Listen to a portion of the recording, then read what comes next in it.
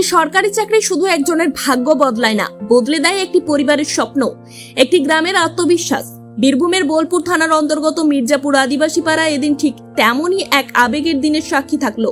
বছরের পর বছর অভাব অনটনের সঙ্গে লড়াই করা গ্রামের ছেলে রবীন্দ্রনাথ হেমব্রম ভারতীয় রেলের লোকো পাইলট পদে চাকরি পেয়ে এলাকার প্রথম লোকো পাইলট হলেন। আর সেই খবর ছড়াতেই বাজির শব্দে মুখর হয়ে ওঠে গোটা গ্রাম। গ্রামবাসীদের দাবি, প্রায় 15 বছর পর এই গ্রাম থেকে কোনো যুবক সরকারি চাকরি পেলেন। তাই এই সাফল্য যেন শুধু রবীন্দ্রনাথের নয়, গোটা গ্রামের। কেউ মিষ্টি বিতরণ করছেন, কেউ ছুটে যাচ্ছেন শুভেচ্ছা জানাতে। গ্রামের প্রবীণদের মুখে একটাই কথা, আজ আমাদের গ্রামের ছেলেও বড় হয়েছে। বর্তমানে রবীন্দ্রনাথের পোস্টিং হয়েছে খড়গপুরে। কর্মস্থলে যোগ দিতে যাওয়ার দিন ছোটবেলার বন্ধু কৃষ্ণ হাজরা সহ বন্ধু তাকে স্টেশনে পৌঁছে দেন। বিদায়ের মুহূর্তে কারো চোখে জল, কারো মুখে হাসি। কারণ বন্ধুকে হারানোর কষ্ট থাকলেও তার স্বপ্ন পূরণের আনন্দ ছিল অনেক বড়। অভাবের সংসারে ছেলের এই সাফল্যে আনন্দে কেঁদে ফেলেন বাবা মা। সেই চোখের জল ছিল দীর্ঘদিনের সংগ্রাম, ত্যাগ আর অপেক্ষার জয়ের জল।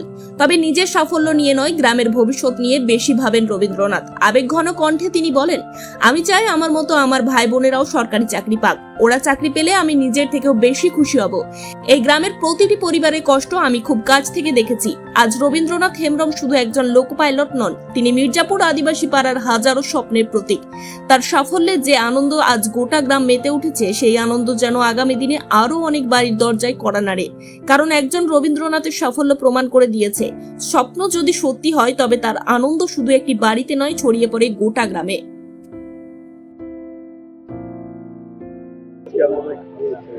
আজকে আমাদের এই যে রায়পুর সুপুর গ্রাম পঞ্চায়েতের মির্জাপুর গ্রামে এই যে আজকে যে ইন্ডিয়ান রেলওয়ের লোকো পাইলটের যে চাকরিটা পেয়েছে, এর নাম হচ্ছে রবীন্দ্রনাথ হেমব্রম, বাবার নাম বলাই হেমব্রম। তা বহু কষ্টের মধ্যে আজকে এই সমাজ থেকে, আদিবাসী সমাজ থেকে উঠে এসেছে। এনার বাবা প্রচন্ড কষ্ট করেছে, সামান্য একটা রাজমিস্ত্রির কাজ করে, মা দিন মজুরের কাজ করে।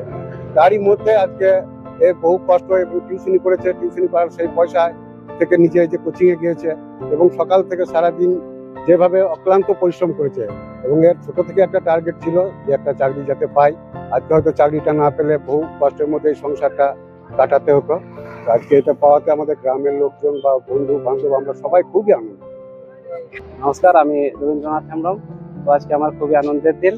আমি আজ ইন্ডিয়ান রেলওয়েতে লোকো পাইলট পোস্টে আজ চাকরি পেয়েছি। আমার 30 তারিখে জয়েনিং, খড়গপুর ডিভিশন। কবে থেকে চাকরি চেষ্টা করছি? চাকরির চেষ্টা তো আমার অনেক দিন থেকে চলছে। তবে আমি যে চাকরিটা পেলাম এটা আমাদের 2024-এর রিক্রুটমেন্ট, 2024-এর নোটিফিকেশন। তো 2024-এর নোটিফিকেশন আজ 2026-এ এসে ক্লিয়ার হয়ে আজ আমি জয়েন করতে যাচ্ছি। কিরকম পরিশ্রম করতে?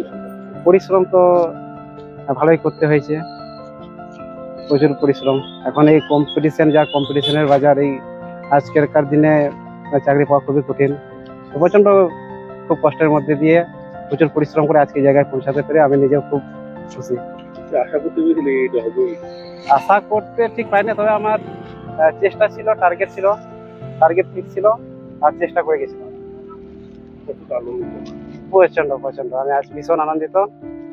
তো তার থেকে বেশি আবার আনন্দিত হব যদি আমার মতো যদি আরো আমাদের সমাজের ভাই বোনেরা যদি আমার সাথে সাথে এরকম যদি আরো আসতে পারে, এই ভালো ভালো জায়গায় যখন চাকরি করবে তখন আরো আনন্দিত হবে। আর তারপর এই সব মানে সবার আনন্দ দেখে আমি আরো বেশি আনন্দিত পাইনি। এটা আমি ভাবতে পারিনি কখনোই যে আমাকে এরকম ভাবে সম্বোধনা জানাবে। আমি তো ঠিক করেছিলাম নর্মালি প্রতিদিন যেমন বেরোই, কোচিং করতে যাই যেমন যেতাম, বা কলকাতা পরীক্ষা দিতে যেমন যেতাম, বাড়ি থেকে বেরিয়ে টোটোতে চেপে চলে যেতাম। আমি তো ওরকম ভাবেই ভেবে রেখেছিলাম যে টোটোতে চেপে আমি স্টেশনে চলে যাবো, কিন্তু আমি কখনো ভাবিনি যে এরকম ভাবে আমার জন্য সব ব্যবস্থা করা হয়েছে। তো আমি খুবই আনন্দিত।